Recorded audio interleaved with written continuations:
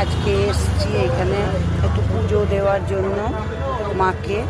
আর শনিবার একটা ভিডিও করলাম, মায়ের দর্শন করো। আমি করলাম, তোমরাও করো। মায়ের দর্শন করলে গ্রহদোষ কাটে। তোমাদের যদি ভিডিওটা ভালো লেগে থাকে তাহলে লাইক, শেয়ার, কমেন্ট, সাবস্ক্রাইব করো।